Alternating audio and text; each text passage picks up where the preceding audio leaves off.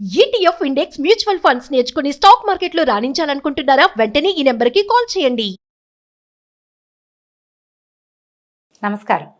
కార్తీక పురాణం 30 రోజు పారాయణలోకి వచ్చాం. ఈ రోజున కార్తీక బహుళ అమావాస్య. రేపు ఉదయం నుంచి మనకి మార్గశిర మాసం మొదలవుతుంది. మార్గశిర మాసపు తొలి రోజుని మనం పోలిపాడ్యమిగా జరుపుకుంటాం. అయితే అమావాస్య నాడు కూడా దీపాలు పెట్టుకుని పోలిపాడ్యమి నాడు జ్వాలా తోరణాన్ని అంటే నీళ్లల్లో వదులుతాం దీపాలని, అది రేపు చేసుకుంటాము. ఈ పురాణపు శ్రవణాన్ని పూర్తి చేసుకుని పాడ్యమి నాడు దీపాలు నీటిలో వదిలిపెట్టడంతో పోలిపాడ్యమి కథాశ్రవణంతో కార్తీక మాస వ్రతం పూర్తవుతుంది. ఈ వ్రతాచరణ సాధారణంగా కష్టమేనండి. పూర్వకాలం కార్తీక వ్రతం కష్టం అనుకునేవాళ్ళం. ఇప్పుడు ఇటీవల కాలంలో కార్తీక పురాణ శ్రవణం మనకి సులువైంది. పొద్దున్నే స్నానం చేయటం సులువైపోయింది. దేవాలయ దర్శనాలు సులువుగా అవుతున్నాయి. కొంతమంది అటు ఇటు తీర్థయాత్రలు కూడా చేస్తున్నారు. నదీ స్నానానికి అవకాశం తీసుకునే వాళ్ళు కూడా చక్కగా కనపడుతున్నారు. ఈ సులువైన ఈ కార్తీక వ్రతాచరణ, దీనికి కారణం సోషల్ మీడియా అని మనం అనుకోవాల్సిందే అనుకోండి. ఏటా చేయటం, మన తర్వాత తరాల వాళ్ళకి కూడా దీన్ని ఎంతో కొంత అలవాటు చేయటం చాలా అవసరం అండి. కార్తీక వ్రతాల వల్ల లభించబోయే పుణ్యాలు, లభించబోయేటువంటి విష్ణు వైకుంఠవాసము, స్వర్గవాసము, కైలాసవాసము కంటే కూడా ఆరోగ్యం ఎక్కువ సిద్ధిస్తుందండి. ఈ కాలంలో మనం ఉదయకాలమే పొద్దున్నే లేవడము, నిద్ర తగ్గించుకోవటము, తెల్లవారుజామునే స్నానం చేయటము, సూర్యనారాయణమూర్తిని యథావిధిగా నమస్కారం చేసుకోవటము, దీపాలు దానం చేయటము, దీపాలు ఇతోధికంగా దీపాలు పెట్టటము, నదీ స్నానము, ఇవన్నీ కూడా ఆరోగ్యాన్ని పెంపొందిస్తాయి. తర్వాత వచ్చేటువంటి మార్గశిర మాసం మరీ కష్టసాధ్యమైన మాసంగా చెప్తారు. చలికాలం పెరిగిపోతుంది. చాలామంది పెద్దవాళ్ళు చూడండి, డిసెంబర్లో ఎక్కువగా మరణ వార్తలు వింటాం. కార్తీక వ్రతాచరణ చేసిన వాళ్ళకి పెద్దగా అలాంటి సమస్యలు రావు. స్ట్రోక్స్ అవి తక్కువగా వస్తాయి. ఆరోగ్యం అంత పాడవకుండా ఉంటుంది. చలికి అలవాటు పడిపోయి ఉంటుంది శరీరం. చన్నీళ్ళ స్నానం వల్ల శరీరం గట్టిపడుతుంది. ఒకసారి ఒక చెంబు నీళ్లు పోసుకునేసరికి చన్నీళ్ళు పోసుకున్నాం అనుకోండి, అనిపిస్తుంది పై ప్రాణాలు పైన పోతున్నట్టు ఉంటుంది. ఆ అంటంలోనే మనకి తగిలిన షాక్ తోటి నరాలకి బలం వస్తుందండి. నర్వెంట్స్ బలోపేతం అవుతాయి. దానివల్ల మనకి సడన్గా వచ్చే సమస్యలు రాకుండా ఉంటాయి. అందుకని ఆరోగ్యమాసమైన ఈ 30 రోజుల్ని మీరందరూ చక్కగా సుసంపన్నం చేసుకున్నారని భావిస్తున్నాను. మీరు అందరూ ఈ వ్రతాన్ని సుసంపన్నం చేసుకోవటానికి భాగస్వాములైనటువంటి సుమన్ టీవీ వారు, నేను కూడా చరితార్థులమైనట్టే. ఎవరెవరు కార్తీక పురాణం విన్నారో వాళ్ళందరికీ శుభాభినందనలండి. మీరు ఖచ్చితంగా ఈ కార్తీక మాస వ్రతాన్ని ఆచరించినట్టే భావించాలి. అయితే మనం పురాణంలోకి వద్దాము. సూతప్రోక్తమైన విషయాలన్నీ విన్నటువంటి ఋషులు, ఓ మునిరాజా, రావి చెట్టు ఎందువల్ల అంటరానిదయ్యింది, అయినప్పటికీ శనివారం నాడు మాత్రమే ఎందుకు పూజనీయతని పొందింది అని ప్రశ్నించగా సూత మహాముని వాళ్ళని ఇట్లా సమాధానపరిచాడు. ఏమని చెప్పాడట? పూర్వము క్షీరసాగర మథనంలో లభించిన అనేకానేక వస్తువులలో లక్ష్మిని, కౌస్తుభాన్ని శ్రీహరికి సమర్పించి తక్కిన సంపదనంతా దేవతలు తీసుకున్నారు. అయితే శ్రీహరి శ్రీదేవిని వివాహం చేసుకోదలిచాడు. కానీ శ్రీదేవి, ఓ నారాయణ, నాకంటే ముందు జన్మించింది మా అక్కయ్య ఉన్నది. ఆ జ్యేష్ఠకు పెళ్లి కాకుండా కనిష్టనైన నేను కళ్యాణమాడ్డం పాడిగాదు గనక ముందు ఆమెకు మనువుకై సంకల్పించమని కోరింది. ధర్మబద్ధమైన రమాదేవి మాటల్ని అంగీకరించిన విష్ణువు ఉద్దాలకుడనే మునికి జ్యేష్ఠాదేవిని సమర్పించాడు. స్థూలవదన, అశుభ్ర రదన, అరుణ నేత్రి, కఠినగాత్రి, బిరుసు శిరోజాలు కలిగినటువంటి జ్యేష్ఠాదేవిని ఉద్దాలకుడు తన ఆశ్రమానికి తెచ్చుకున్నాడు. ఈమెకి ఇష్టమైనది ఏంటంటే నిరంతరము హోమధూమ సుగంధాలతోనూ వేదనాదాలతోనూ నిండిన ఈ ఆశ్రమాన్ని చూస్తూ జ్యేష్ఠాదేవి దుఃఖించి, ఓ ఉద్దాలక, నాకు ఈ చోటు సరిపడదు.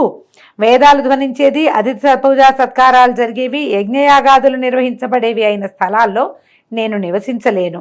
అన్యోన్యానురాగం కలిగిన భార్యాభర్తలు ఉన్న చోట కానీ, పితృదేవతలు పితరులు పూజింపబడే చోట కానీ, ఉద్యోగస్తుడు, నీతివేత్త, ధర్మిష్ఠుడు, ప్రేమగా మాట్లాడేవాడు, ఉద్యోగస్తుడు అంటే జాబ్ హోల్డర్ అని కాదండి, పని చేసుకునేవాడు, తన పని చక్కగా సానుకూలంగా, రైతు అయితే రైతు పని, నేతకాడైతే నేతకాడి పని, అట్లా తమ వృత్తిని చక్కగా సాంగోపాంగంగా చేసుకునే వాళ్ళ దగ్గర జ్యేష్ఠాదేవి ఉండదు.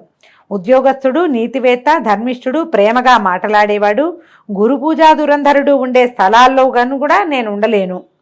ఏ ఇంట్లో అయితే రాత్రింబవళ్ళు ఆలుమగలు దెబ్బలాడుకుంటూ ఉంటారో, ఏ ఇంట్లో అతిథులు నిరాశతో ఉసూరుమంటారో, ఎక్కడైతే వృద్ధులకు మిత్రులకు సజ్జనులకు అవమానాలు జరుగుతూ ఉంటాయో, ఎక్కడైతే దురాచారాలు పరద్రవ్య పరభార్యాపహరణశీలుడైన వాళ్ళు ఉంటారో అలాంటి చోట్లోనే నేను ఉంటాను. కళ్ళు తాగేవాళ్ళు, గోహత్యలు చేసేవాళ్ళు, బ్రహ్మహత్యాది పాతక పురుషులు ఎక్కడుంటారో నేను అక్కడ ఉండటానికే ఇష్టపడతాను అంది. అంటే తాగుబోతు వాళ్ళు ఉన్న చోట జ్యేష్ఠ అదే ఉంటుందండి. మన కర్మవశాత్తు కలియుగారంభంలో ఎటా ఉన్నారో కానీ మానవులు ఇప్పుడు తాగని వాడు లేడు.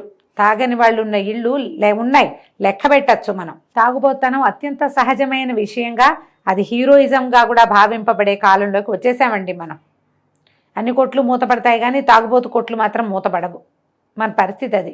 అయితే ఇలాంటప్పుడు జ్యేష్ఠాదేవి వీళ్ళందరి ఇళ్లలోనూ ఉంటుంది.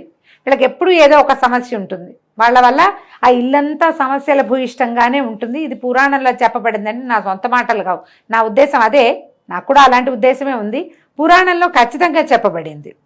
రావి మొదట్లో జ్యేష్ఠావాసం ఎలా కుదిరింది, అప్పుడు ఈయన ఏం చేశాడు, ఈ ఉద్దాలకుడు ఏమిటి ఇవిడి ఇట్లా బాధపడుతోంది, భార్య కదా ఆమెను బాధ పెట్టకూడదు, ఆమెకి నచ్చిన పని చేద్దాం అని ఆలోచించి ఈయన ఏం చేశాడు, వేదవిధుడైన ఉద్దాలకుడు కించిత్తు నొచ్చుకున్నవాడై, ఓ జ్యేష్ఠ, నీవు కోరినట్టుగానే నీకు తగిన నివాస స్థానాన్ని అన్వేషించి వస్తాను, అంతవరకు నువ్వు ఈ రావి చెట్లు మొదట్లోనే కదలకుండా కూర్చోమని చెప్పి ఆవిడని ఒక రావి చెట్టు మొదట్లో కూర్చోబెట్టాడు. భర్త ఆజ్ఞ ప్రకారం జ్యేష్ఠాదేవి రావి చెట్టు మొదల్లోనే అలాగే ఉండిపోయిందట. ఎన్నాళ్ళకి ఉద్దాలకుడు రాకపోవడంతో పతి విరహాన్ని భరించలేని పెద్దమ్మ పెద్ద పెట్టున ఏడవటం మొదలుపెట్టిందట. ఆమె ఏడుపు వైకుంఠంలో ఉన్న లక్ష్మీనారాయణుల చెవులలో పడ్డాయి.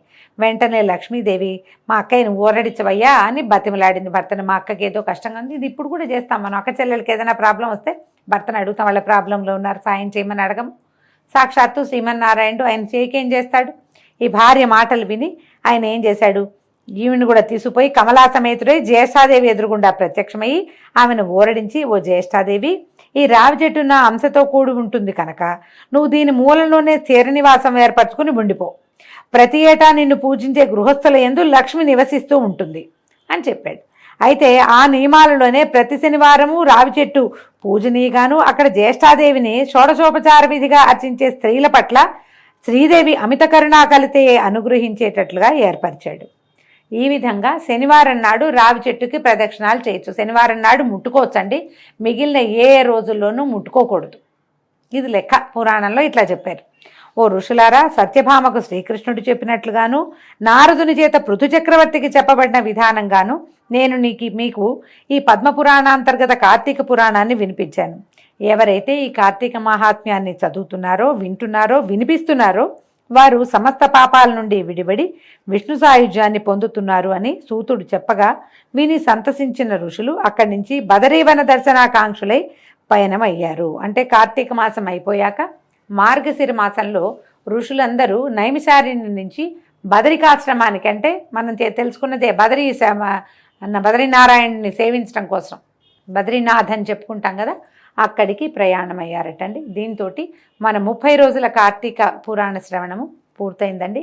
వచ్చే సంవత్సరం మళ్ళీ ఇలాగే కార్తీక పురాణాన్ని వినిపించే ప్రయత్నం చేస్తాం. సావధానంగా విని మీ కార్తీక వ్రతాన్ని సుసంపన్నం చేసుకోండి. నమస్కారం.